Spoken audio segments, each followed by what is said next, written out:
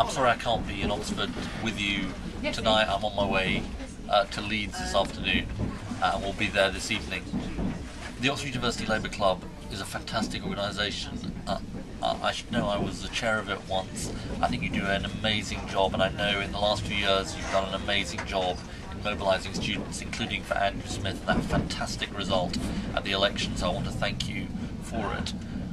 I'm standing to be leader of the Labour Party fundamentally because I think I'm the best person to turn our values as a party, values like equality, fairness, dignity at work, into policy.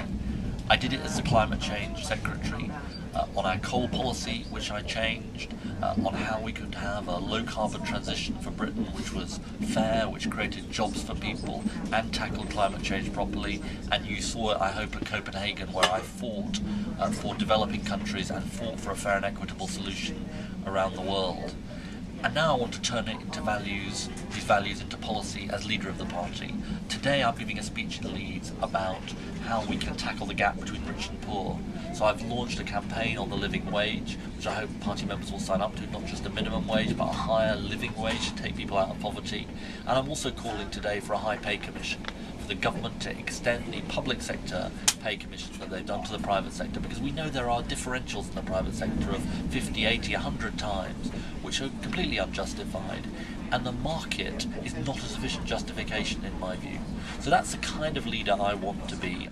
A question from Alex: how can we combine the need for a strong economy with the need for people to save more and spend less and to consume fewer fossil fuels? I think this is a really important question, and what I tried to do as the Climate Change Secretary is show that concern for the environment and a concern for the future of our economy weren't in contradiction, actually they went together. One of the things I'm very worried about and I'm going to be campaigning very strongly on is the government's plans, the new government's plans, to cut some of the money that we've put into the green industries of the future, making wind turbines in the northeast of England, creating jobs for the nuclear industry in Sheffield, projects like that.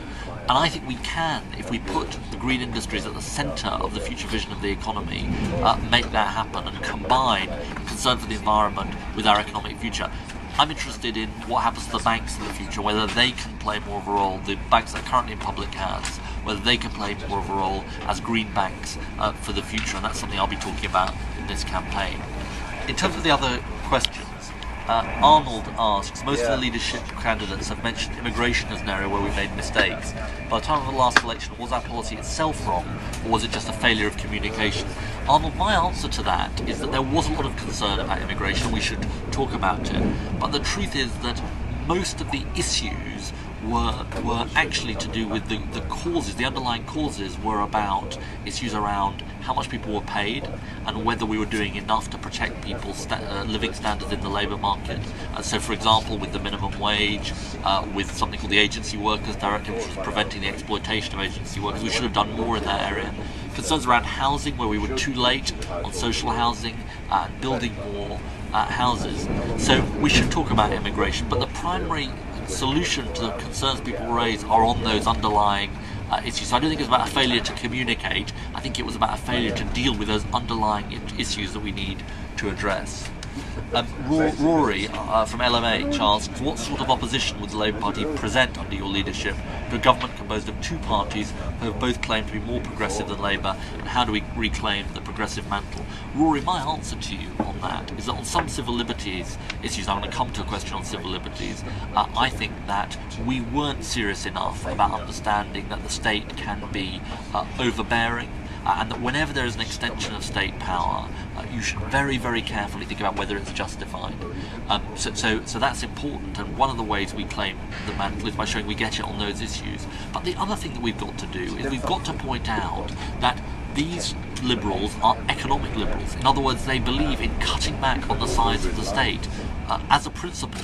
And that is going to be very bad for our economy and very bad for our society as well. And of course there are going to have to be some reductions in some programmes, but what they are planning in terms of cutting the industrial support, in terms of what they're going to do to the fairness of our society, is something that I plan to take on, both in my current job as Shadow Climate Change Secretary and as leader of the opposition.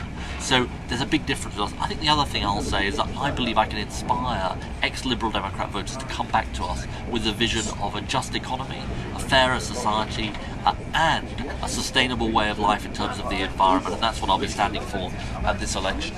I'm going to look at some other questions. Izzy from Magdalen asks, it's become quite fashionable in the party to cite examples of constituencies where we did well in May and refers to the strength of the local party and the enthusiastic campaigning on the ground. What practical steps can be taken to create new campaigning hotspots and get people actively involved in their constituencies? That is a very good question, Izzy. My answer to that is that we need to be campaigners at elections, but we need to be more than that. That's why I've launched the campaign for the living wage, and I hope in Oxford, where I know there are steps already being taken on this, you'll get involved with local businesses and others in trying to push them to adopt the living wage. Because think what a difference we can make if a Labour Party in opposition starts to show that we can change things. Think how it sets us up to win back power, and win back power as a movement. So I think we've got to infuse people on the ground about what we as a party can achieve, as well as campaigning at elections and learning the lessons from some great campaigns like the one I mentioned at the beginning in Oxford East. And then I think there's another couple of questions. One, do you think that not being in government during the Iraq war will give you greater appeal to the public should you win the race for Labour leader? I haven't got a name of who that's come from. My philosophy on this is simple. I'm just going to say what I think in this campaign, and I'm going to say what I think on Iraq. In 2003, my view was I wasn't in government and I wasn't an MP, which of course in some ways has made it easier for me, and I accept that. My view at the time, though, was that the weapons inspector should be given more time to look for weapons of mass destruction in Iraq. But I think all the candidates in this leadership election, I think, are going to agree on something pretty fundamental, which is that the fact of going to war on a prospectus that turned out to be wrong has led to a huge loss of trust for us. But I also think going forward we've got to think about the principles that should guide our foreign policy, that war should always be a last resort, that we should only go to war with significant and broad support from the international community, and that we should do all we can to uphold the structures of the international community, in particular the UN. And I think those are the principles that should guide our policy, and we should learn the lessons for the future. And finally, that our values, should drive our alliances, not the other way around, where alliances, including with the United States, can sometimes drive what we do. And I'm afraid that happened in the case of Iraq. And then one final question. Do you think the Labour Party has to disentangle the civil liberties agenda and state clearly where we were right and where we were willing to apologise? Yes, and on all those issues, I want to say more broadly, we should be proud of our record in government, and all the people who went out and argued on the doorstep for our record should be proud of it, because we achieved great things, and I was a part of some of them. Tackling child poverty, rebuilding schools and hospitals, all of those things we should be very, very proud of. But we should also have the self-awareness to accept that when we say we did some things wrong, that doesn't mean we're dumping on our record. It means that we accept we did some things right and we did some things wrong, and frankly we lost an election, so we clearly didn't do everything right, and we have to accept that. On the issue of civil liberties, let me take a couple of examples. CCTV, I'm a supporter of CCTV because I think it does help not only cut crime, but it also ensures that people can feel safer. You don't need it everywhere, but there are lots of places where CCTV exists, and I support it.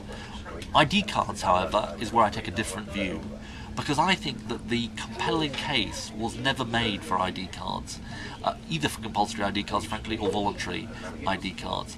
And this goes back to the point I made earlier about always justifying the intervention of the state, always justifying when the state takes more power, including over an issue like ID cards. So that's why I don't think we should be opposing what this government is doing on ID cards. But more generally, we must take civil liberties very seriously, because they are things that people really value about Britain. They should always be upheld. The right to protest, the right to demonstrate peacefully without fear, all of those things really, really matter.